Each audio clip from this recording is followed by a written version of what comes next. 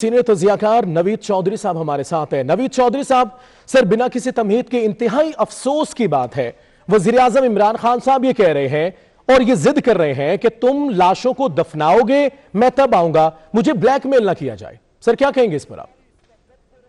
पहले तो मैं मजम्मत करूंगा इन अल्फाज की कि ये जो उन्होंने कहा है कि उन्हें ब्लैकमेल किया जा रहा है, सीधी सी बात है कि जिनके साथ जुल्म हुआ है वो इंसाफ मांग रहे हैं। उन्होंने कौन सा कोई ऐसा मुतालबा कर दिया है? आपको ब्लैकमेल कैसे किया जा रहा है भाई? ये आप ये लफ्ज कैसे इस्तेमाल किए? मैं तो इस बात पे हैरान हूँ। हमें कल परसों तक इनके कुछ मशीरों से गिला था कि उन्होंने गैर मोहतात गुफ्तगू की, लेकिन आज तो जो वज़ीर आज़म साहब के हवाले से बात सामने आई है उसके बाद तो ये बात ही निबट गया। पहले वो सफाइयां दे रहे थे जी, सियाको सबाक से हमारी गुफ्तगू पेश की गई। आज जो अल्फाज हमने वज़ीर आज़म के हवाले से सुने हैं उसके बाद तो ये वाजे हो गया कि इनका तो माइंडसेट ही है। यानी कि आप अंदाजा करें कि ये कहना कि आप मुझे ब्लैकमेल कर रहे हैं, इसका कोई जवाब है? ये तो मैं समझता हूँ कि बिल्कुल ही एक रुथलेस किस्म का बिहेवियर जो है वो सामने आ रहा है। इतना बेरहमाना ये जो इनका बयान सामने आया है, इसकी तो नरम तरीन अल्फाज में अगर कहूँ तो मजम्मत की जा सकती है। इनको तो पहले दिन ही वहां जाना चाहिए था। बात यह है, बड़ी सादा सी बात है कि वहां बार बार यकीन देने के बावजूद ऐसे वाकयात हुए और हजारा कम्युनिटी के लोग जो हैं वो रिस्क पर हैं, उनकी नकलो हरकत महदूद कर दी गई है और बार बार हमलों में उनके लोगों को शहीद किया गया है। और फिर ये जो वाकया हुआ है इसमें इसलिए वज़ीर आज़म का जाना बनता था कि ये इसकी तो माजी में मिसाल नहीं मिलती। जिस तरह से 11 अफराद को पहाड़ पे ले जाकर पहले तो एक पूरे जत्थे ने उन पर हमला किया। हमें तो ये हैरानी है कि 25 बंदों का जत्था फिर रहा है, बेशक बलूचिस्तान ही है, वो कैसे फिर रहा है? फिर वो उनको पकड़ के पहाड़ पे ले जाता है, पहाड़ पे जाने के बाद वो उनकी गर्दनें काट रहा है। खुदा का खौफ कहीं इस किस्म का जुल्म पाकिस्तान के अंदर, और उस पर होना तो ये चाहिए था कि पूरी स्टेट मशीनरी एक्शन में आती और सारे पहुंचते वहां, सिक्योरिटी के जिम्मेदारान, हुकूमत के जिम्मेदारान, रियासत के जिम्मेदारान। लेकिन भाई अफसोस की बात है कि ये उसकी बयानबाजी बनाकर उसको तमाशा बना रहे हैं और इस किस्म के अल्फाज आ रहे हैं कि सिर्फ हजारा कम्युनिटी के नहीं बल्कि पूरी कौम के जख्मों पर नमकपाशी की जा रही है। ये बहुत अफसोसनाक सूरत हाल है। बिल्कुल सर, ऐसा ही है। सीनियर तजियाकार सलीम बुखारी साहब ने भी ज्वाइन किया है। सलीम बुखारी साहब, सर क्या हम किसी जंगल में रह रहे हैं?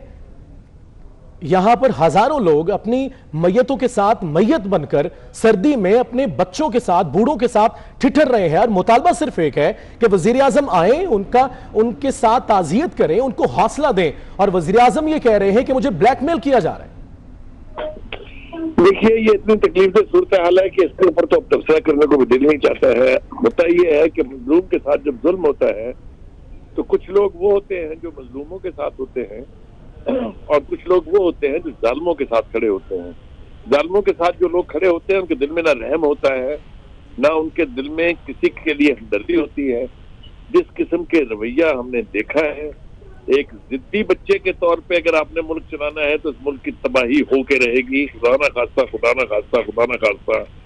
अगर एक वजीर आजम का ये रवैया होगा कि वो जिद लगा ले एक ऐसी कम्युनिटी के साथ जिसके साथ जुल्म हो रहा है, जिससे नियर एंड डियर वन जो है अपनी लाशें रख के सड़क के ऊपर इंतजार कर रहे हैं कि प्राइम मिनिस्टर आके इजहार हमदर्दी कर दे, दो लफ्ज तैयार के बोल दे। वो पहले के आप जो वाकयात हैं उनको जरा सामने रखिए। पहले भी उनके साथ ये ज्यादतियां होती रही हैं। पहले के वजीर आजम भी, वो भी इलेक्टेड वजीर आजम होते थे, वो आसमान से उतरे हुए नहीं होते थे। चाहे वो यूसुफ रजा गिलानी थे, चाहे वो राजा परवेज अशरफ थे, हत्ता के जनरल बाजवा साहब वहां गए खुद उनसे इजहार हमदर्दी करने के, उनको दिलासा देने के लिए।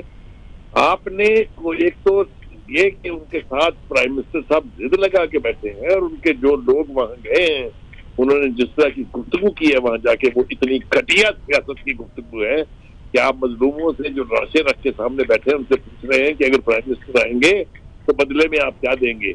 ये कौन सी सौदेबाजी है? ये कौन से मुल्क में, ये कौन सी दुनिया में होता है? किस दुनिया में हम रह रहे हैं?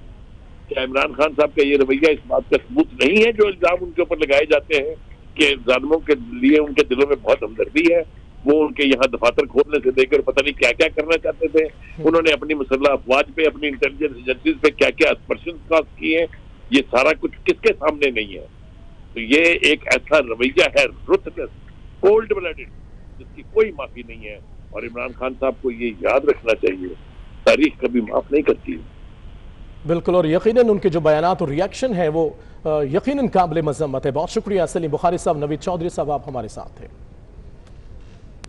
बराह रास्त आपको देखेंगे कोयटा